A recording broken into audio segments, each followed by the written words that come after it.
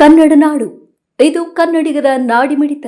ಈಗೇನು ಮೇ 5ರಿಂದ ಜನಗಣತಿ ಜೊತೆಗೆ ಜಾತಿ ಜನಗಣತಿ ನಡೀತಿದೆ. ಸರ್ಕಾರ ಹಮ್ಮಿಕೊಂಡಿದೆ.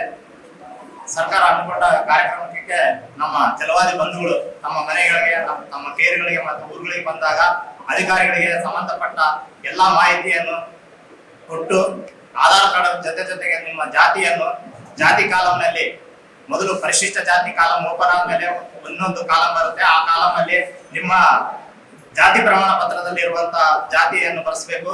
ಆಮೇಲೆ ಇನ್ನೊಂದು ಮೂಲ ಜಾತಿ ಅಂತ ಇನ್ನೊಂದು ಕಾಲಂ ಬರುತ್ತೆ. ಅಲ್ಲಿ ಮಾತ್ರ ಕಂಪಲ್ಸರಿ ಆಗಿ ಎಲ್ಲರೂ ಚಳವಾದಿ ಅಂತಾನೆ ಬರ್ಸ್ಬೇಕು, ವಲಯ ಇಲ್ಲ ಬಲಗೈ ಅಂತ ಬರ್ಸ್ಬೇಕಂತ ಹೇಳಿ ನಾನು ಈ ಪತ್ರಿಕಾ ಮಾಧ್ಯಮದ ಮುಖಾಂತರ ತಮಗೆ ತಿಳಿಸಲು ಇಷ್ಟಪಡ್ತೀನಿ. ಜಾತಿ ಜನಗಣತಿಯಲ್ಲಿ ಪರಿಶಿಷ್ಟ ಜಾತಿಯಲ್ಲಿ 101 ಜಾತಿಗಳು ಇರುವುದರಿಂದ 101 ಜಾತಿಯಲ್ಲಿ ನಮ್ಮ ಚಲವಾದಿ ಜನಾಂಗದ ಹೆಸರಿನಲ್ಲಿ ಸುಮಾರು 37 ಜಾತಿಗಳು ಇದ್ದರಿಂದ ಆ ಗೊಂದಲವನ್ನು ನಿವಾರಣೆ ಮಾಡಲಿಕ್ಕಾಗಿ ನಾವೆಲ್ಲರೂ ಇಂದಿನಿಂದ ಕಾರ್ಯಪ್ರವೃತ್ತರಾಗಿ ನಮ್ಮ ಗ್ರಾಮದಲ್ಲಿ ಮತ್ತು ನಗರದಲ್ಲಿ, ಪಟ್ಟಣದಲ್ಲಿ, ಇನ್ನಿತರ ಪ್ರದೇಶದಲ್ಲಿ ಎಲ್ಲಿ ವಾಸ ಮಾಡುತ್ತಿದ್ದಾರೆ ಅವರಿಗೆಲ್ಲರಿಗೆ ಚಲವಾದಿ ಅಂತೇಳಿ ಉಳಿದ ಜಾತಿಗಳು ಮಾಲದಾಸ, ಚನ್ನದಾಸ, ಮೇಘರದಾಸ ಅಂತೇಳಿ ಕಾಸಿ ಇಷ್ಟೆಲ್ಲ ಜಾತಿಗಳು ನಮ್ಮದರಲ್ಲಿ ಇರುವುದರಿಂದ ನಾವೆಲ್ಲರೂ ಇವತ್ತು ಜಾತಿ ಜನಗಣತಿಯಲ್ಲಿ ನಾವು ಕಡ್ಡಾಯವಾಗಿ ಈ ಚಲವಾದಿ ಅಂತೇಳಿನೇ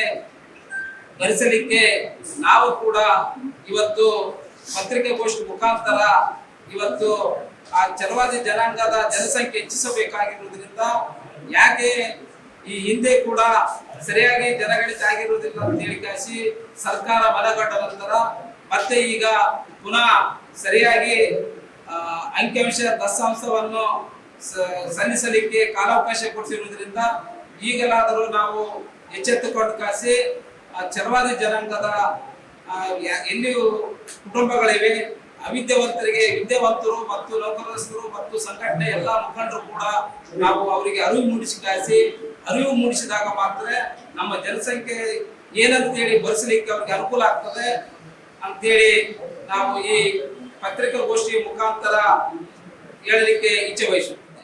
ನೀವಿನ್ನು ಕನ್ನಡ ನಾಡು ವಾಹಿನಿಯನ್ನು ಸಬ್ಸ್ಕ್ರೈಬ್ ಮಾಡಿಕೊಂಡಿಲ್ವಾ? ಈಗಲೇ ಸಬ್ಸ್ಕ್ರೈಬ್ ಮಾಡಿ ಬೆಲ್ ಐಕಾನ್ ಅನ್ನು ಒತ್ತಿ ನೋಟಿಫಿಕೇಶನ್ಗಳನ್ನ ಪಡೆಯಿರಿ.